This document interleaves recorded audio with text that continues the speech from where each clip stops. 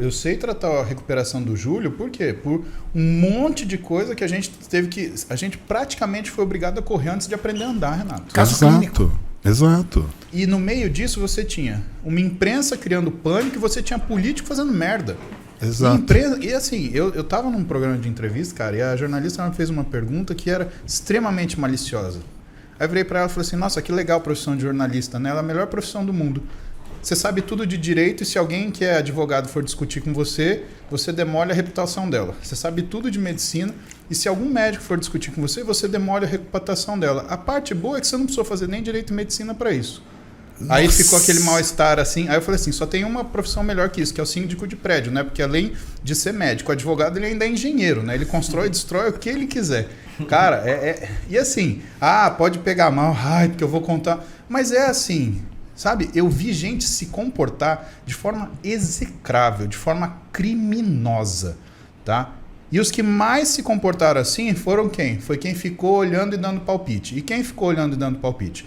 Foram essas profissões. Infelizmente.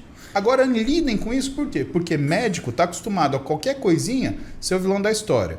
Exemplo dos governos que tinham anteriormente.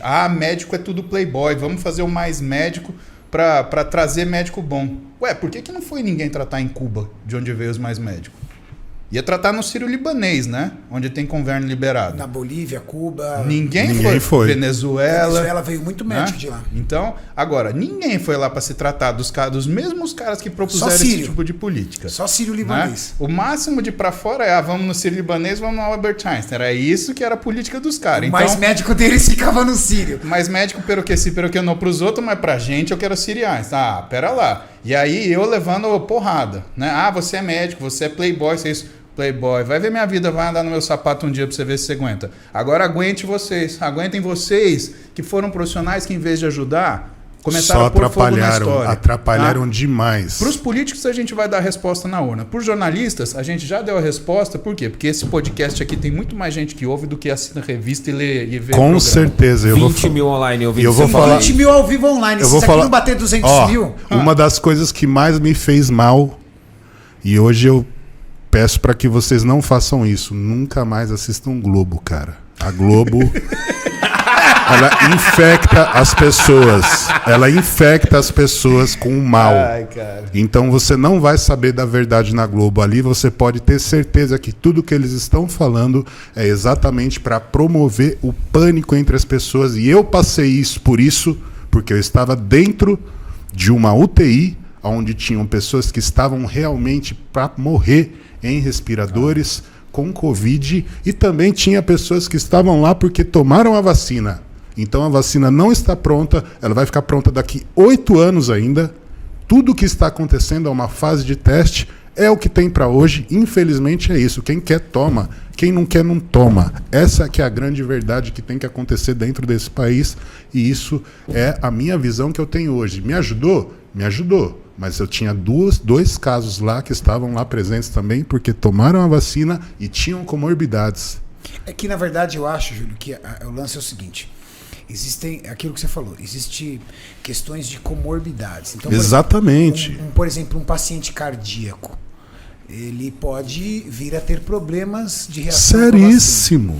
Eu conheci um garoto em Maringá que ele disse que ele ficou internado por 30 dias na UTI em reação à vacina.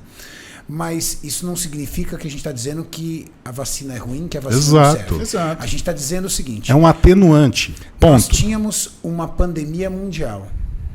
E nós tínhamos uma corrida entre as indústrias farmacêuticas para ver quem ia fazer o negócio ainda está tendo. A corrida é longa. Quem foi entregando algum resultado em cima de testes do tipo atenua, reduz, bora. Eu preciso dar uma resposta, inclusive, para a população. Exato.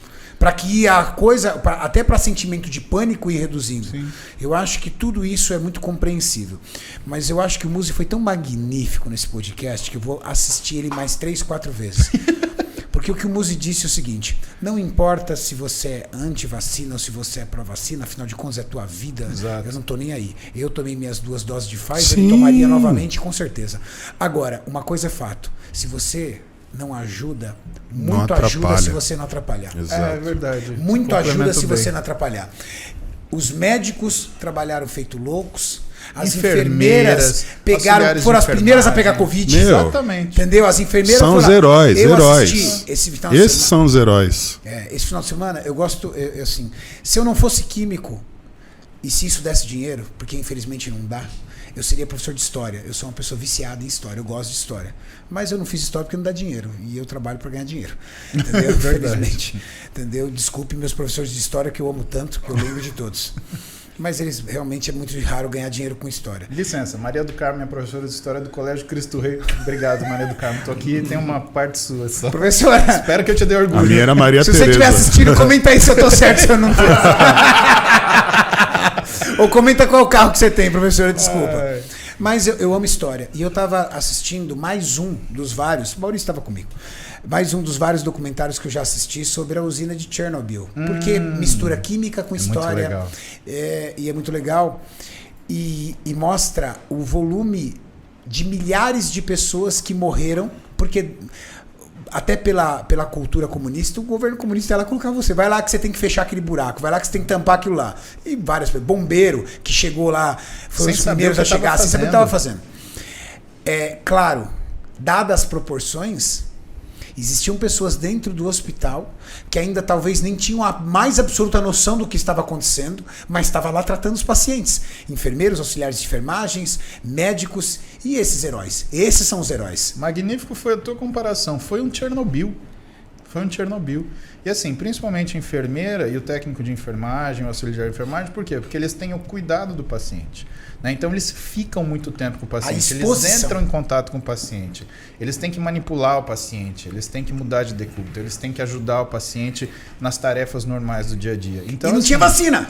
Não tinha vacina. Meu Deus. Porque eles foram primeiro a ser vacinados, ok, mas quando tinha uma vacina. Exato. Então eles foram, assim, fazendo as medidas, proporções, dados a Chernobyl, eles meteram a cara. Esses são os heróis. Exatamente. E aí eu vi a jornalista metendo pau em médico, para sério, cara. Não tem como, O que eu cara. gostei foi É daquele... desumano, é desumano. É desumano fazer isso com um profissional da isso. saúde, cara. É desumano. É desleal. E Quase todos os principalmente, enfermeiros foram infectados logo no começo. e principalmente porque o profissional da saúde não tem como se defender.